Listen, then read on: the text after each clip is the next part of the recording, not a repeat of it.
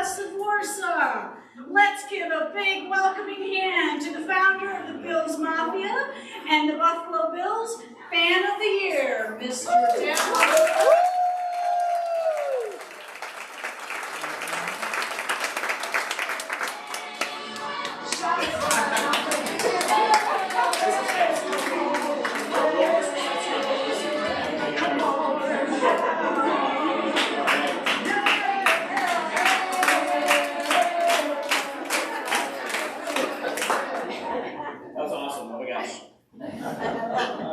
I'm gonna go home and brag about this, and my wife and my 2 daughters will be like.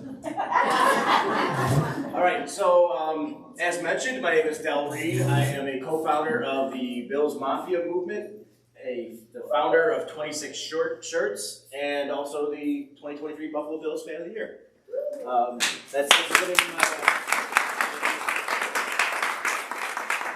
This is the name of my presentation. Life is weird. Go Bills. It'll make sense as we go along. So I always start out with a meme. I don't know if anybody's ever seen the movie Clerks before. It's a comedy. It's about a man, Dante, who got called into work the morning of when the movie begins. And the entire movie, he tells everybody throughout the whole movie, I'm not even supposed to be here today. And so that's how I always start off this talk, is that I'm not even supposed to be here today. This was not the plan. I never planned to start a social media movement that would grow into becoming the name of the Bills fan base. I didn't try to start a t-shirt company. I didn't, any of that stuff. I obviously never thought I would be fan of the year, but here we are. And so I'll kind of explain how I got here today. Like most people, I was born at a very young age. I was raised in a Bills-loving household. Liking any other team was never an option. Not that I really felt the need to, but it's funny, I should have worked it into my presentation. My mom found an old photo of her and my dad wearing these Bills t-shirts from like the 80s, like early 80s, and that would help explain where I came from a little bit better, but I'll do my best. So there's my dad and me, focused pretty intently on whatever game was going on at that time. You can tell it's old, the wood paneling, everything's it's authentic. All right, so that's the family I grew up in, and this is the family that my wife and I are raising currently. So this is my wife, Chrissy. She's a social studies teacher at the Sweet Home School District. It's my older daughter, Delaney, my younger one, Chloe. And this is kind of how we spend a lot of our time together, is going to Bills games or Bills events, and a lot of other things as well, too. But it's been a real fun the past several years. For so long, I would go to I'd have season tickets, and I'd go with my buddy or friends, and my kids were young, at one point not even born yet, and you kind of gone the whole day, so you leave Sunday morning like real bright and early, and then you come home late, because it's an all-day event when you go to a Bills game, right? So I ended up giving up my tickets for several years because I wasn't, I was away from the kids for the whole day. So you come home from work, 5 o'clock, they go to bed in like 2 or 3 hours, and then Saturday's kind of, you never know what's going to happen. Maybe you're going to hang out with them. Maybe they have a birthday party they have to go to, and you have that one day. So I got rid of my tickets for several years just so I would have another weekend day I could spend with the family. And then it reached the point where they were old enough and I wasn't so concerned about the stadium environment and all that goes on at a Bills game sometimes that we decided we'd get 4 tickets and we all go together. Now, I'll kind of get into like how I got here doing this stuff now. So you've seen how I grew up and the family that I have now, but where did the whole Bills Mafia thing come from? So in 2010, the Buffalo Bills were in the middle of what would turn out to be a 17-year playoff drought. And in this specific season, they started 0-8, which was pretty terrible. But in the second half of that season, they actually did pretty well. I think they finished 4-4, so they finished at 4-12, but they got better as the season went on. Anyway, so I think it was a game in November. It was November. The Bills pushed the Pittsburgh Steelers to overtime, which at the time the Pittsburgh Steelers are perennial playoff Super Bowl contenders. The Bills couldn't even get a sniff of the playoffs, much less even a winning record. But they pushed them to overtime, And everybody's watching the game like, holy cow, the Bills are going to pull this off. So Ryan Fitzpatrick, he goes back to pass in overtime, throws this beautiful pass into the end zone, lands right in Stevie Johnson's hands, and then he drops it. The Steelers go on to win that game, and they dodged a bullet, being the Steelers, and the Bills missed a great opportunity. So that night, Stevie Johnson, he goes on Twitter, and he basically questions God. He questions his faith. He puts out there, he says, I praise you 24/7, and this is how you do me. I'll never forget this. And Twitter was pretty young back then, so everything that was happening on that discussion platform was kind of happening almost for the first time because it was so new.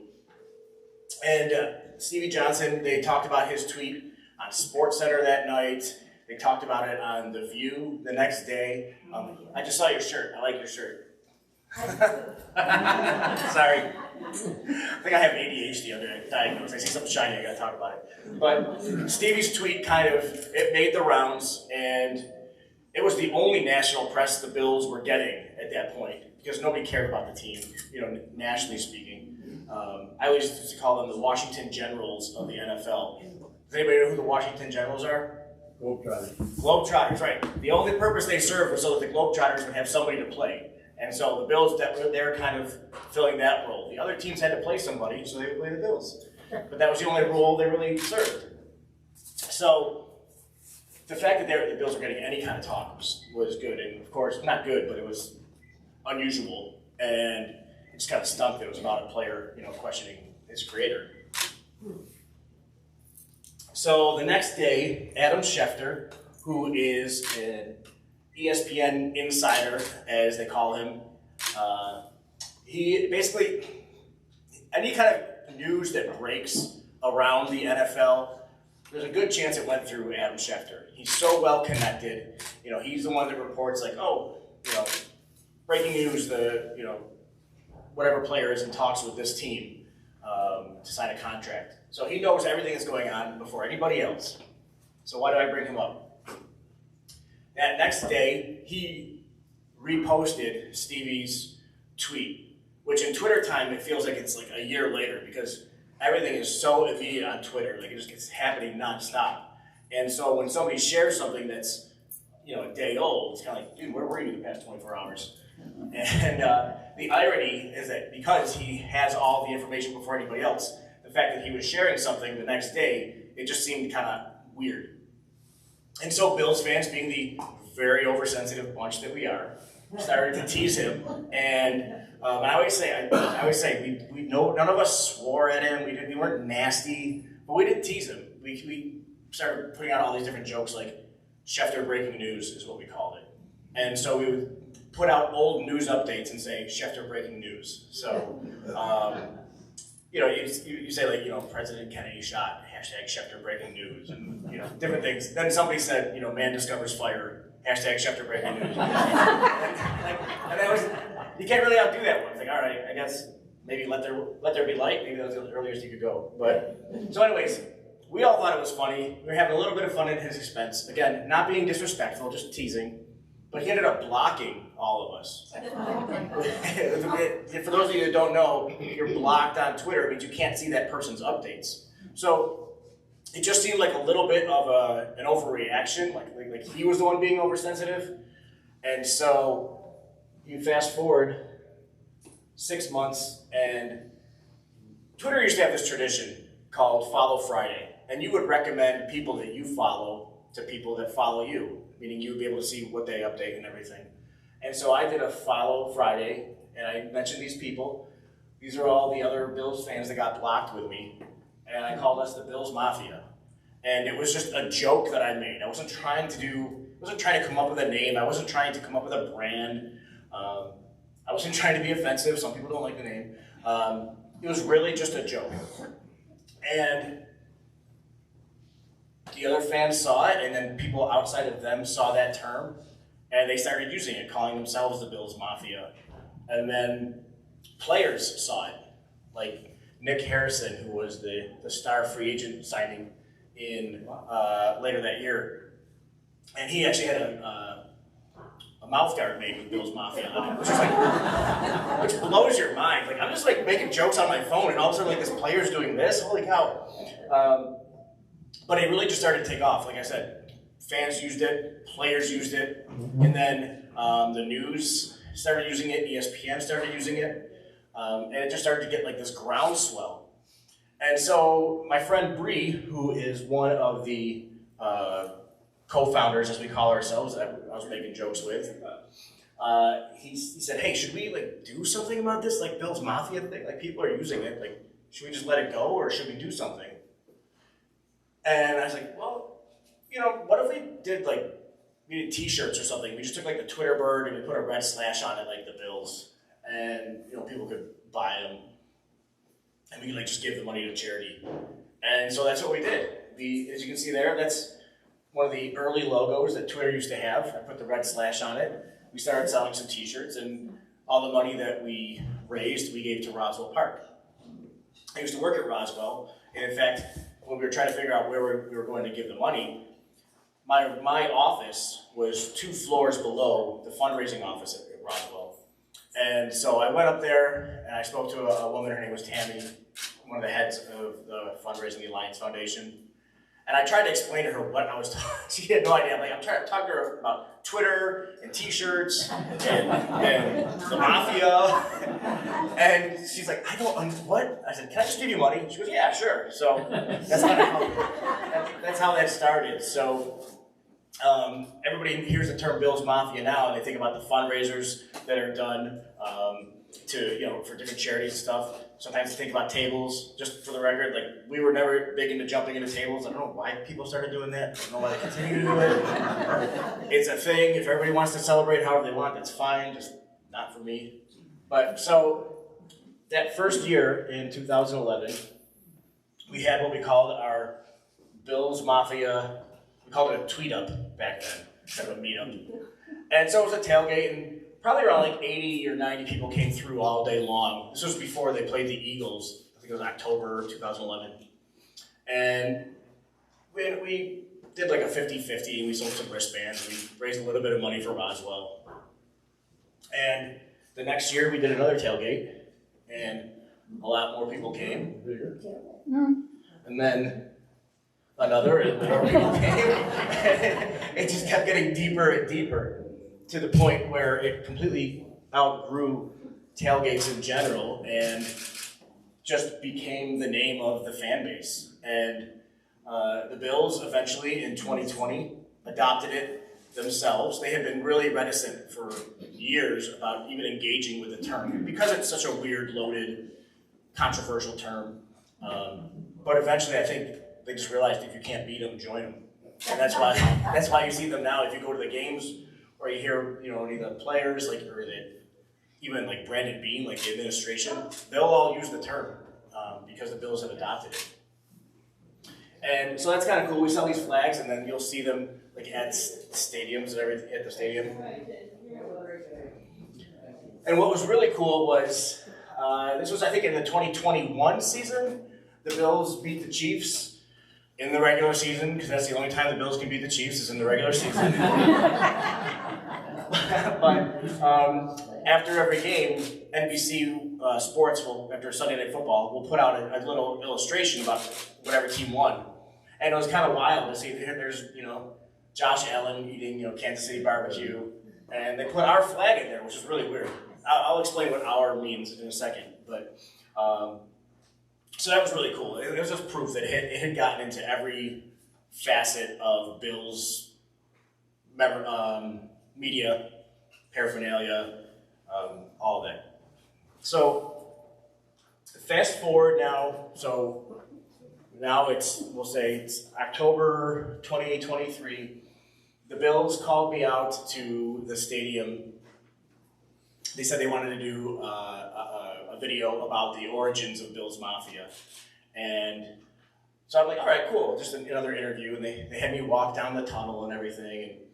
And if I thought about it, if I thought I should have actually put the video on here, but maybe we can look it up later. So they had me come out, and they surprised me, and Stevie Johnson was there. And they actually said, they actually Who remembers Stevie Johnson when he played for the Bills? All right, so there was one thing he was known for is he would pull up his jersey and he would have something written on his shirt. And it would be like, why so serious, like he was the Joker, or I think one time he had Happy New Year on there. So he comes up to me as they're filming all this, and I thought he was just part of this video we were doing about Bills Mafia, because, you know, it was all about his past that he dropped that kind of started all this. And he pulls up his jersey and it says Fan of the Year on it. And I almost started crying.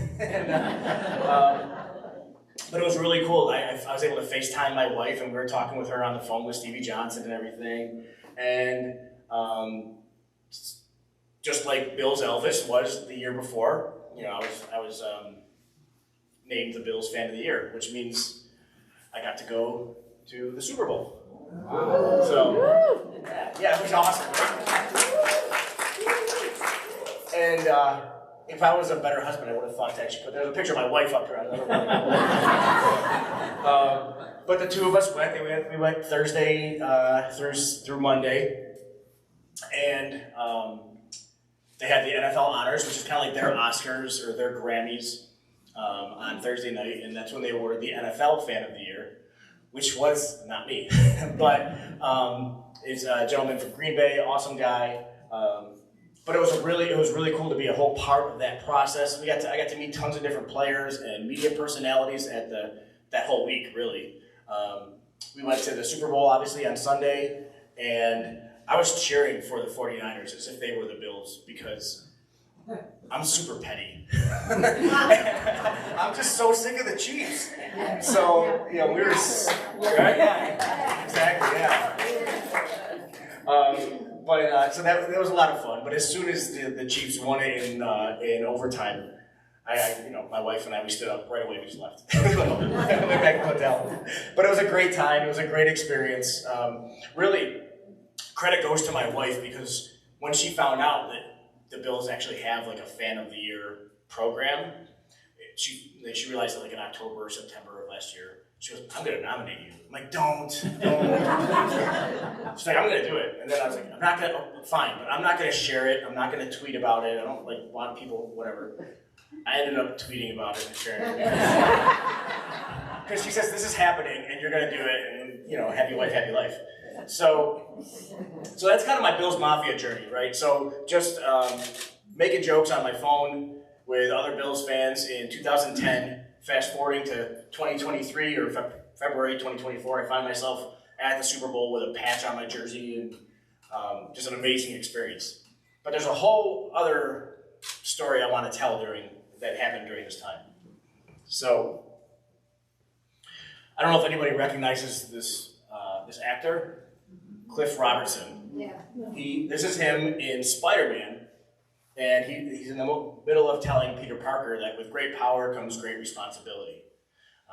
So that's kind of like a mantra that I've always used. You know, the Bible says, to whom much is given, much is required.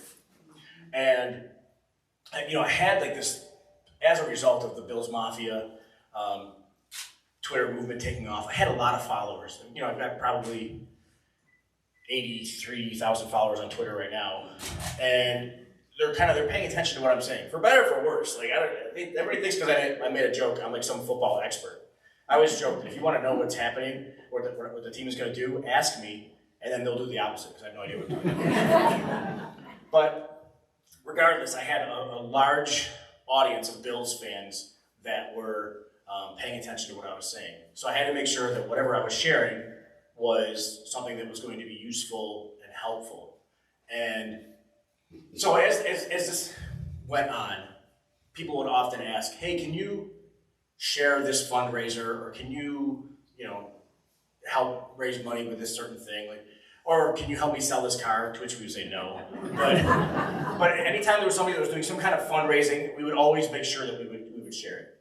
So in 2013, this gentleman sends me a tweet and says, hey, would you share this raffle, this online raffle I'm doing?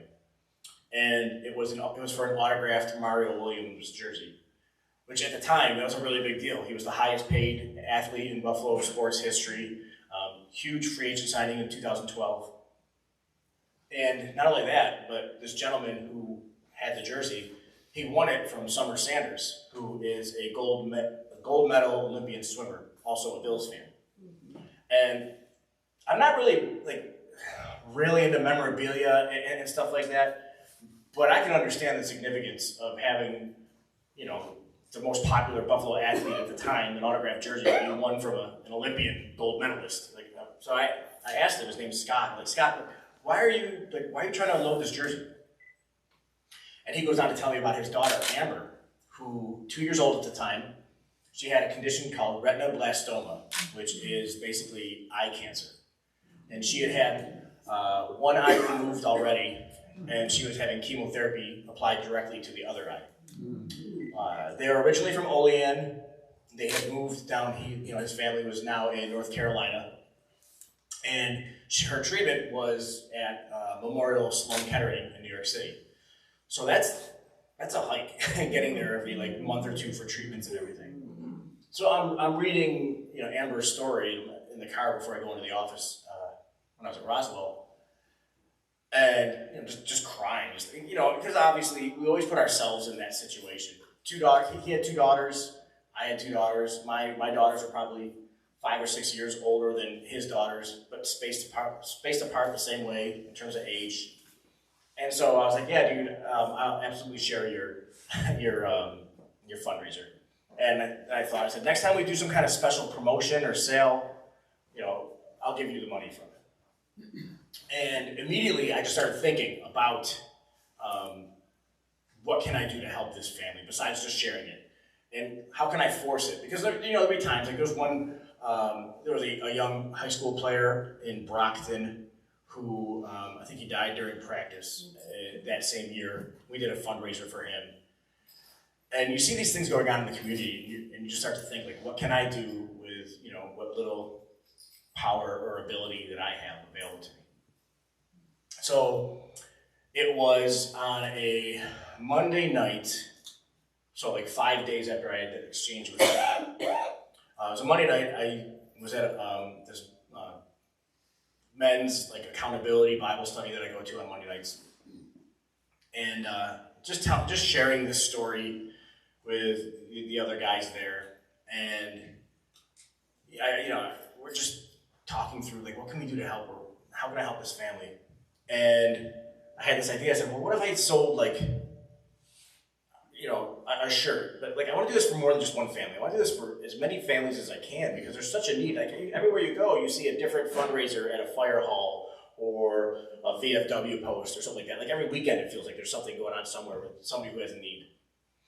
And so, as we're talking, I told my friends, I think I could sell a shirt a week to help a family. And they kind of talked me off that ledge, dude, you got a full-time job, you got a family, it's a lot of work.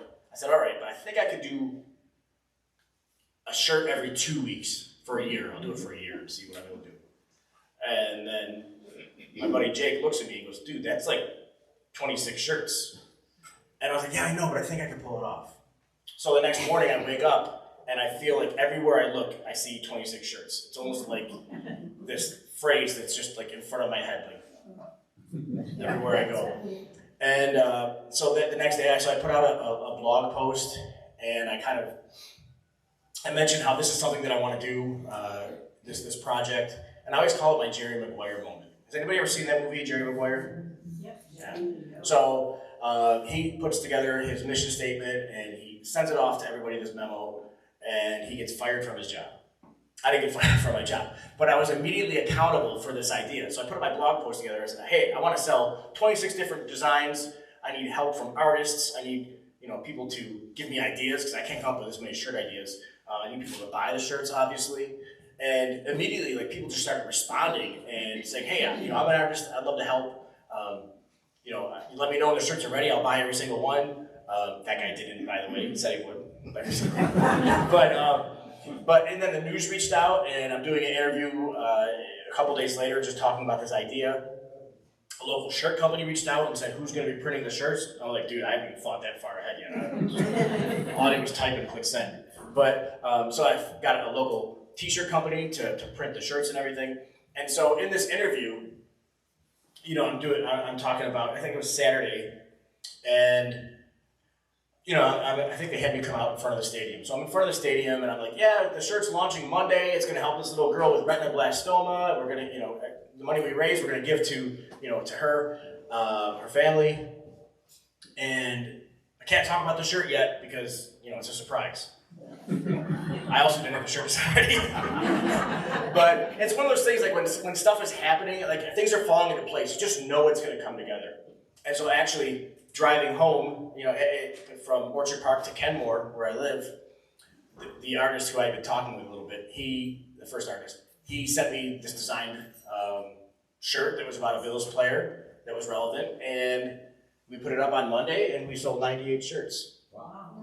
And that was the first shirt we ever did was Flash 88 for Marquise Goodwin.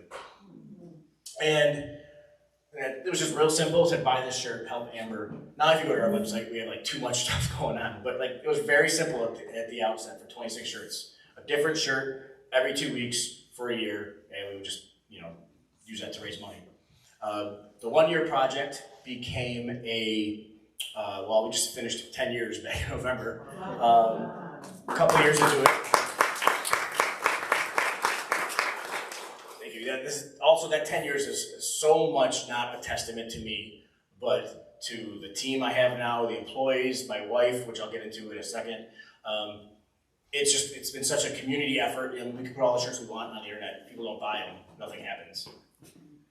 But you fast forward about a year and a half, it's August 2015, and I'm at my desk at Roswell, and I get a phone call from employee relations. Anytime you get a phone call from employee relations, that is not a guess. Like, hey, can you come down to our office and talk? And I'm like, right now or later? Like, right now is good. So, and I knew what was coming. They were going to lay me off. The signs have been going on for a couple of years. Ironically, just before 26 shirts started, there just been some reshuffling of the web development team. That's what I am by trade, a web developer. Just some things have been, they've been finding work for me to do for 2 years. So anyways, I'm walking down to the employee relations office the whole time thinking, God, I'm not ready for this, I'm not ready.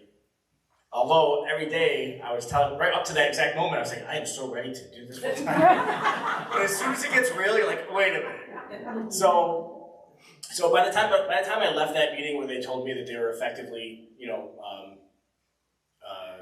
canceling my position, but then I could, they gave me the option to actually post for another position there because it was a union job, so I had the opportunity to post for something different.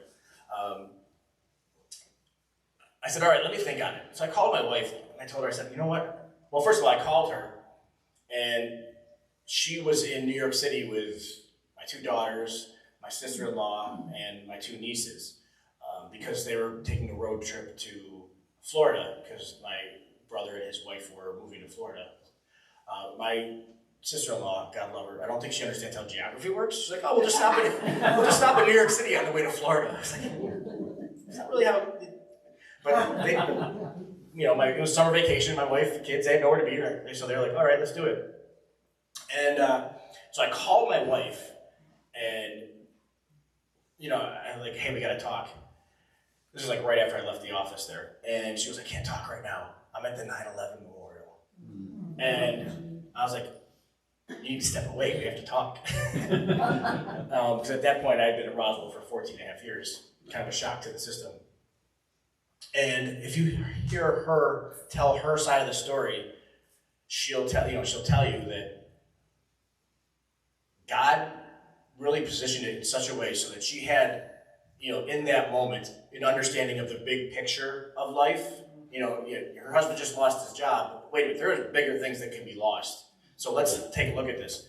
So I started to tell her, yeah, they told me I can apply for a different position, but I really feel like I should be doing the shirt thing full time. Like I really feel like this is my calling.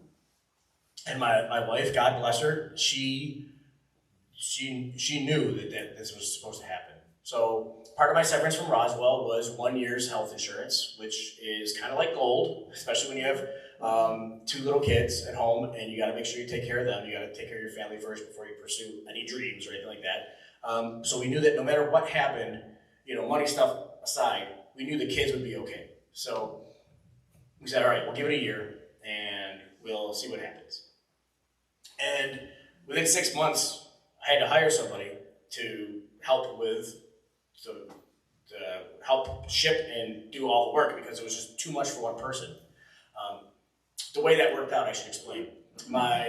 The company that I had partnered with to do the shirts was kind of like a boutique t-shirt company. Like he owned another business as well too. So he brought me on as a 50% owner when I got laid off, and with the idea that I would collect the salary and that he would continue to own and operate his business. So that's kind of how that played out. In case anybody was wondering, like, wait a minute, how do you?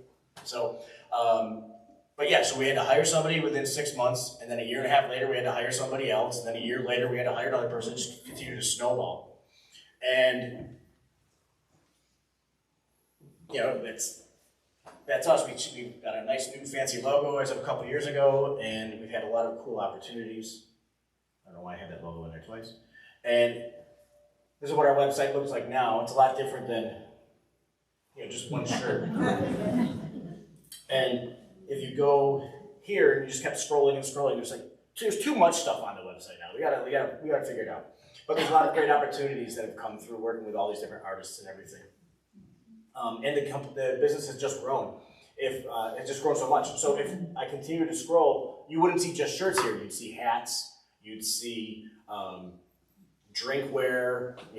All kinds of different products. We have like bowls for pets, like dog bowls and everything now. Because so many people, they want to support our efforts and our fundraising, but you only need so many shirts. And so we're constantly trying to find new products that we're able to provide people. And we've actually had the opportunity to work with a lot of cool people in Buffalo sports.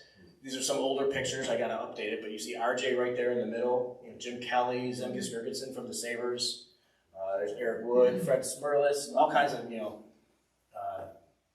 famous players and personalities around Buffalo sports that have kind of embraced what we do. But the coolest person we had the opportunity to work with is this guy.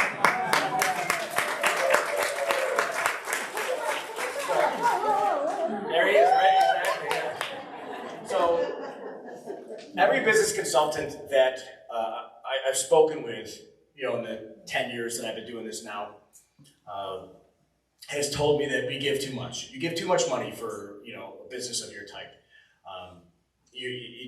I don't know how you're not gonna be able to operate. I don't know how you do it. Well, the answer is we work with a lot of cool local businesses that sponsor what we do, and they advertise with our audience and everything. So you'll see right there, West Her. So I should say, we don't really work with Josh, but we work with West Her, and we do all the shirts for their commercials. So it's pretty cool. You can see see our logo right there on his chest. So, but I'm done explaining it. That's awesome. So who cares? But yeah. So what we do is a real testament, though. Like I mentioned a moment ago, it's not the Del Reid show. It's first of all the amazing wife I have beside me. But it's also we have 5 full-time employees besides me. We have all the customers that buy our stuff. We have the sponsors like West Her, Crosby's, Bank on Buffalo, all these different larger corporations in the Western New York area. They want to come alongside what we do and support our fundraising efforts. And we've had a lot of cool opportunities to work with different local brands. Like in this case, Community Beer Works. We got to do a beer with them. We've probably done 4 or 5 of them at this point. It's so cool. Last year we teamed up with the company that does Fruity Flakes and the Josh's Jack cereal, and we made Dill's Mafia pickles. So that was really cool, and that raised money for Feed More for the food bank in Western New York. And we get the opportunity all the time to share what we do on local news, to the point where we changed our logo and the news had us come on to talk about it, which is weird. It's like, all right, I'll come on and talk about it. Sure, yeah, new logo. But it's just the way that the community has really embraced what we do. And they understand that, you could buy a Bills or a Sabres type shirt anywhere. But you buy one from us, and you're helping maybe the fan that's sitting next to you at the stadium, right? You never know who you're going to be helping. So it's just been really cool. We were on the Today Show a couple of years ago. That was weird. It was crazy. So we're on the Today Show. I think it was October 2022, and they put our website on in the news report. And I come in that morning because I was running a little bit behind. I think I was getting my hair cut or something, and I forgot that we were on the Today Show. That was the day it was going to be on. And I walk in, and Nick, who was our fulfillment employee at the time, like shipping everything, I'm like, hey Nick, how's it going? He's like, busy. It's going really busy right now. So it was probably one of our largest single sales days we've ever had. Just sales were just coming in like crazy because all these people who had never heard of us because either they don't live in Buffalo or they're not on social media, but all these Bills fans from across the country, they saw us on the Today Show and they said, oh, that's a cool company. I'll buy a shirt from them. And poor Nick was really stressed out that day. But we all chipped in and helped. So it's just cool, like this weird journey that I've been on. The Today Show, and then Sports Illustrated did a piece about Bills Mafia, just in general, and then ESPN did a piece about Bills Mafia and 26 shirts, and then they did a podcast about us. We've even made it into other markets. So after the Damar Hamlin situation, we did a shirt that, one that supported his foundation, which I'll show you in a moment, but also we did one that supported the trauma center in Cincinnati where he was treated for that week or two that he was there. They sent reporters from Cincinnati to talk to us, which was really weird. But it was really cool. And then, again, back on Channel 4, they take such good care of us. We did this shirt called Show Love, and that supported Damar Hamlin's charity, and it's our greatest selling shirt we ever did. We raised $102,000 for his foundation through that shirt.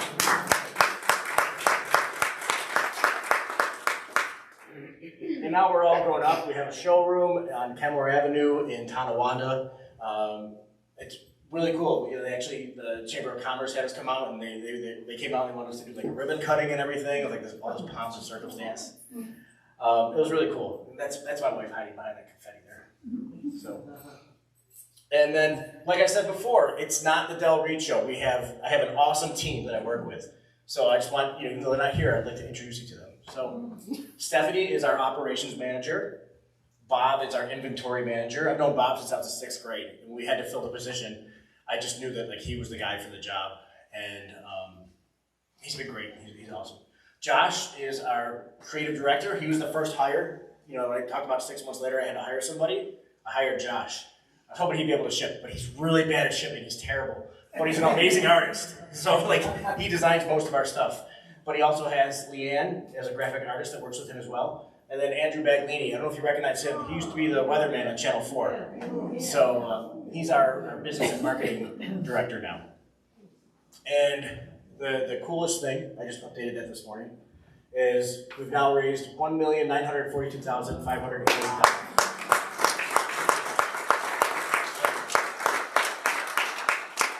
So like I said, life is weird, but go Bills. And I'm out of slides, so I don't know what I have left to talk about, but if anybody wants to ask any questions, I'd be more than happy to answer whatever you might be thinking. Is your process screen printing or sublimation or? Primarily screen print. We actually outsource that. We do everything else. We used to have our own direct-to-garment printer, but I don't like the quality. So we go with screen print, and we outsource that to a company called Positive Approach. So we handle everything. We do the design, the marketing, the shipping, all except for the actual printing of the shirts, because that's an artwork in itself. And so we let the experts handle the boring, detailed, difficult stuff. And then they send it back to us, and then we ship them out.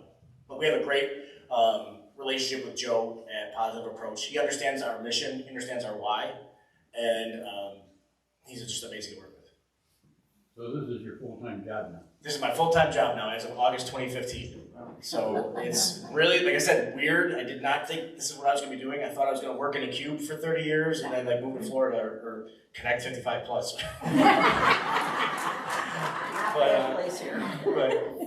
So life had a little bit of a pivot, but it's been an amazing ride. When there's an incident like when Josh's grandmother died and the word went out, send $17 to OSHI, is that something you do or does anybody, how does that work? Anybody can suggest it. So there's been a couple over the years that I've suggested, like, hey, let's raise money for this. But honestly, that's a testament to just Bills fans in general. Like, something will happen and somebody will suggest it, and as soon as I see it, like, I'll share it. I think it's, I always, like, the news will have me come in sometimes, like, guys, this wasn't my idea, I just shared it. Like, yeah, just tell us about it. So I make sure I give credit to all the people who thought about it, try to bring them into it. But it's just, I'm so proud of it. Like, I mean, the football games are fun, and this whole, everything about the Bills is fun and exciting. But really, the thing I'm most proud of is that at the very beginning of Bills Mafia, when I was on the phone with Reid and we were trying to figure out what we were going to do, like, we decided we wanted to have a fundraising aspect to it. And just the way that it was embraced, it's amazing. But then again, like, I can't take a lot of credit because I was raised, in the city of good neighbors. That's just like Western New York. That's our region. That's what we do, is we look out for each other. So we want to go on your website. What do we do? Just 26shirts.com. Okay. Do you have any copyright issues or infractions, or is that not a big deal? Oh, no, that's a great question. Absolutely. Absolutely. When we first started, I didn't know what I was doing. But thankfully, there's some very patient lawyers over at the Bills that explain to me what I can do and what I can't do. But we do a lot of designs that are parodies of other brands, but I have a lawyer on retainer where if I'm not sure about, like, can we do this or can we do that, like, I'll have her look at it and she'll say, you're totally fine doing that, that's acceptable parody. Or she'll say, come on, you know better, you can't do that. So, but I've kind of learned where all the mines are in the minefield now. So I know where and where not to step. But yeah, it's something that because we're a fundraising company, we want everything to be above board. So we're never trying to get away with stuff. We're never trying to be sneaky. Anytime, I've gotten a phone call over the past few years, which actually I haven't gotten one in a long time now, but it's always like, hey, I'm sorry, I'll fix it, I'll change it. Wasn't trying to infringe or anything like that. So, and the Bills, to their credit, have been very patient with me because they understand that I'm not like a shyster that's just trying to, like, take money from, trying to confuse the customer. So if you have a great idea, what's your advertisement source? Twitter and all that, or do you go somewhere and put up billboards and all that other stuff? Yeah, great question. So Twitter, Facebook, Instagram, that's primarily how we get the word out. Like I said before, the news has been real gracious with us over the years. Every other Monday, we're on Channel 4 doing an interview. Like Andrew was just on this morning, today Monday. Andrew was just on this morning in studio in Channel 4 talking about the shirt that we just launched. We have tried, one thing I didn't mention was that during these 10 plus years, we have tried doing 26 shirts in other cities. So we've done 26 shirts Chicago, 26 shirts Cincinnati, and 26 shirts in Pittsburgh. We've since closed them all up because we want to focus on Buffalo, but we wanted to try different things. So in those areas, we got real creative. We did like digital billboards here and there, but primarily now it's social media and traditional media that we get the word out. And they do send out emails. We do send out emails, yes. Hopefully not too many. No. Okay, good. I'm always careful about that. And texts, we have a text group as well too. They send out emails. Any other questions? All right, awesome.